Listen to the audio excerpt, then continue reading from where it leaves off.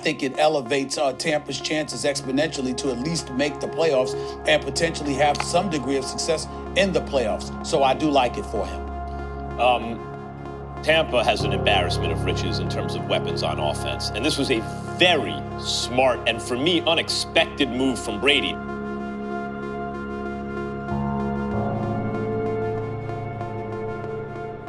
I will not pick them to win the Super Bowl. But right now, if you ask me to pick the best team in the NFC, if Brady is what we think he can be, you cannot make a better choice than Tampa Bay.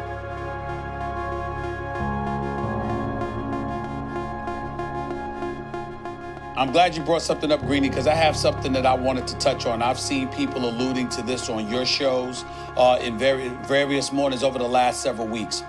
I don't want to hear a damn soul talking about how Tom Brady should not have stayed in New England or gone someplace else because you want to avoid Patrick Mahomes or you want to avoid Lamar Jackson or something like that. That is nonsensical to me. It makes no sense. It goes against the very thing that competitive fervor is supposed to represent. I can understand you don't want to go to an inferior team. Like, for example, if some team is moribund and they lose religiously, and you know what, it's a rebuilding or a reclamation project, and you don't want to go there, that's different. But I'm sorry, as an individual, you shouldn't be avoiding individuals when it comes to competition. To beat a man, you got to beat the man. And that's always been my mentality. And so when I hear football players, former football players, showing up, waking us up in the morning, Greeny, talking about, oh my God, when shaking it up, he can't go against Patrick Mahomes, or he can't go against Lamar Jackson. Why would you want that?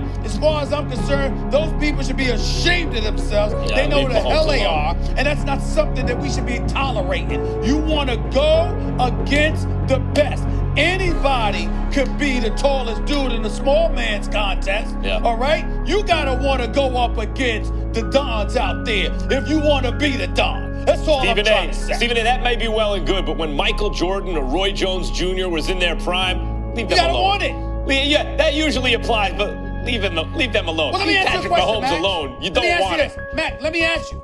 Let me ask you this question, Max. Yeah. So let me ask you this. If Michael Jordan was playing and he got hurt and he couldn't play or whatever, you trying to tell me Kobe or some of the greats, God rest his soul, or others should have preferred that? If Roy Jones Jr. is the best in the world, you trying to tell me you should want to be a champion by not fighting and beating him? In those cases, at the time? That doesn't make sometimes sense there's a to me. talent around that's just different. Yep.